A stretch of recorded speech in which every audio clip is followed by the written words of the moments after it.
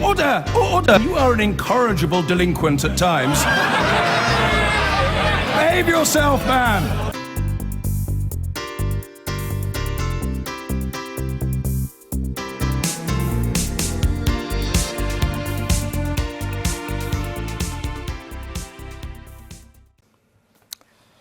Now, the budget's less than a week away. And this morning, Shadow Chancellor John McDonnell, he's been setting out what he wants to hear from Chancellor Philip Hammond. This is him speaking in London a short while ago.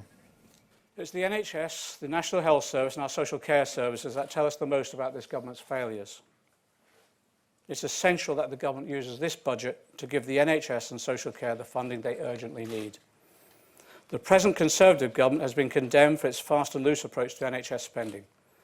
The Chief Executive of NHS England has dismissed government claims that current funding is adequate, let alone more than they asked for.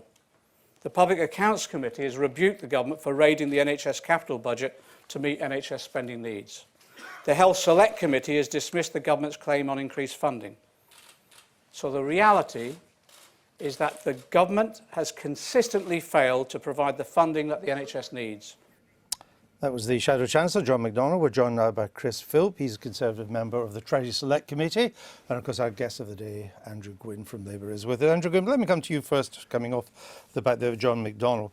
Yesterday, Mr Corbyn criticised the government for presiding over a rise in the national debt to £2 trillion. But Labour is now saying it wants more money for the NHS, for social care, for disability payments and for unfreezing tax credits for those in work.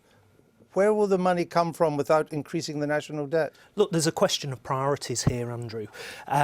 With the changes that we've seen in recent years to capital gains tax, to corporation tax, to the bank levy and to inheritance tax, that is set to cost the Exchequer over the next 5 years the equivalent of £70 billion.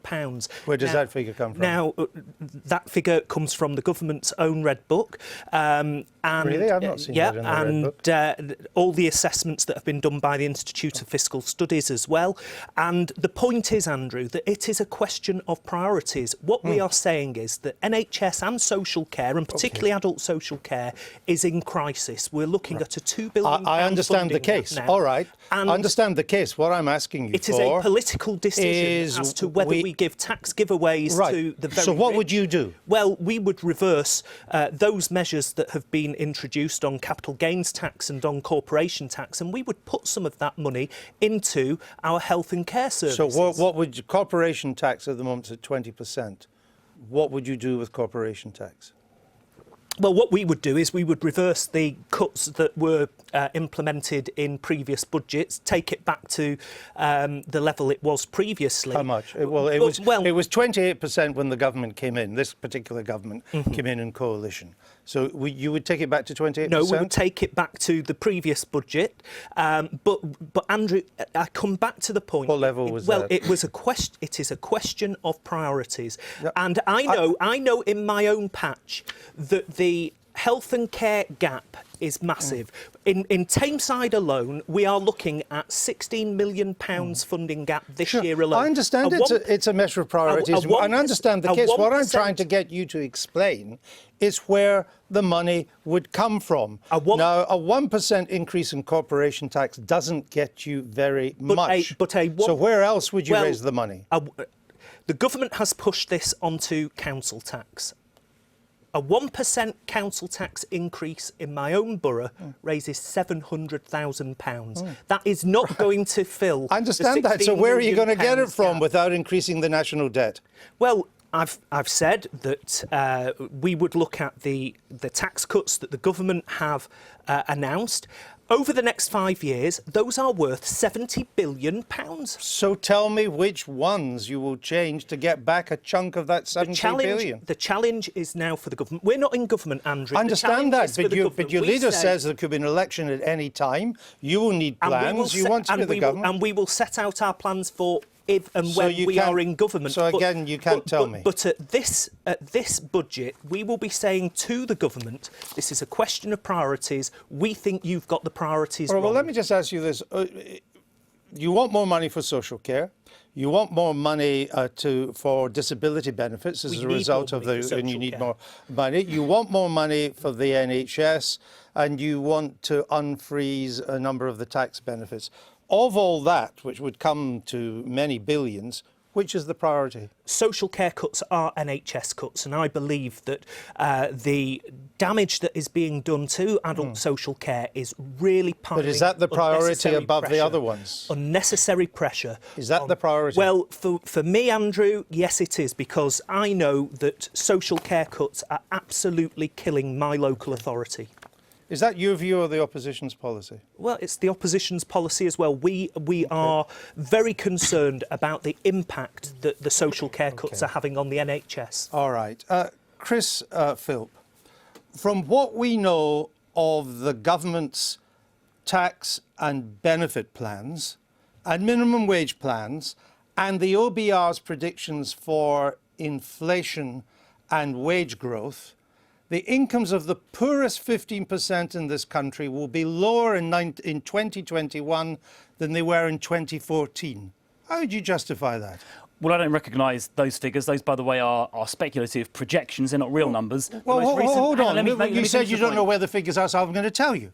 They're from the Institute of Fiscal Studies, and the IFS has used government figures for that. So the poorest 15% will be poorer in 4 years' time than they were 2 years ago. Well, like I said, those are speculative projections. They don't include all of the things that they should include, like the extra free childcare people are receiving. What else don't they include? If you look, well, I've given you one example. What else don't they include? Well, they don't include things like the freezing the fuel duty, which would otherwise have been going up. That's saving people £500 a year, all kinds of things like that. But hang on, let's look at the real numbers rather than projections. Last year, the ONS found that the poorest 20% in society had a 6% wage increase, way higher than inflation.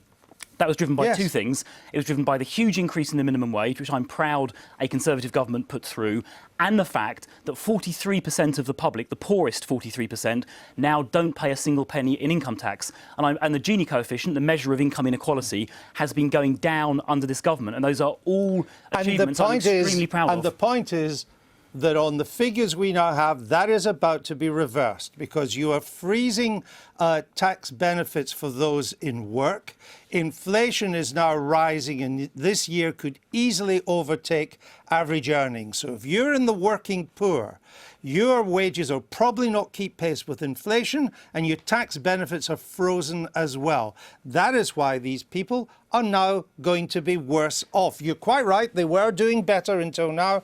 Now they're going to be worse off. Why? Well, I don't think that is going to happen because... Well, what are you going to change? Well, first of all, we're going to have another increase in the minimum wage That's next factored year. into these figures. Well, they don't know what those increases are going to be. These are factored in. No, I'm sorry, they are. The government's announced them. They are factored into the IFS figures. For this year, but not for... You're talking about 2020. Well, we know what the target is going to be for that, and the IFS has taken that into account.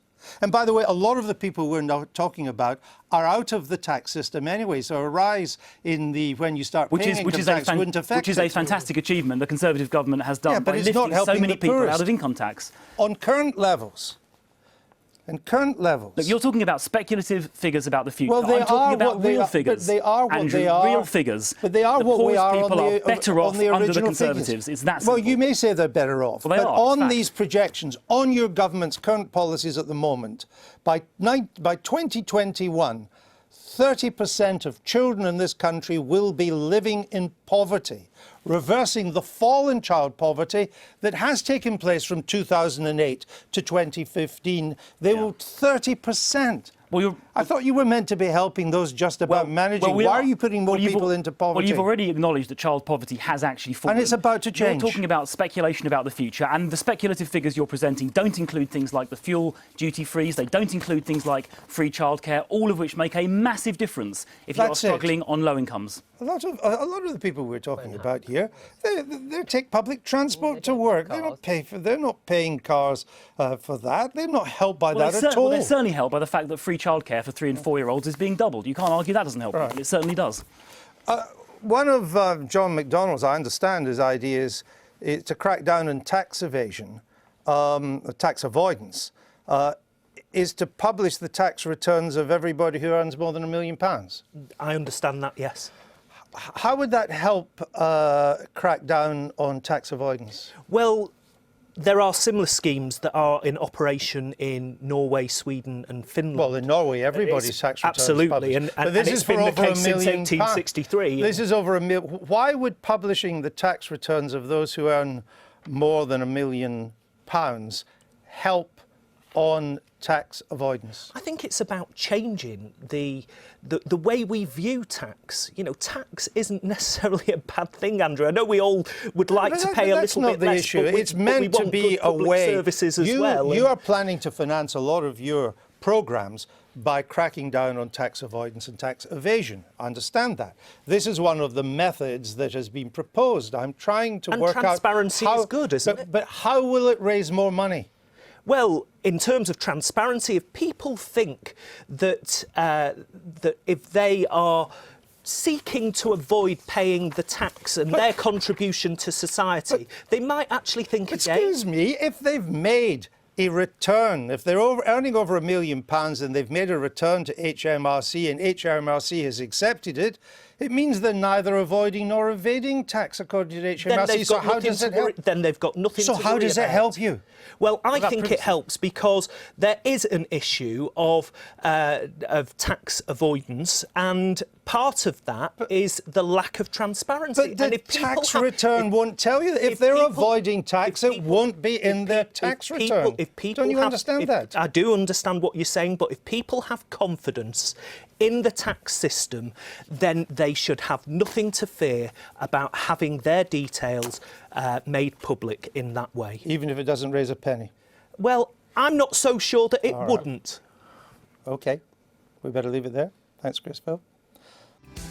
I've been getting away with it all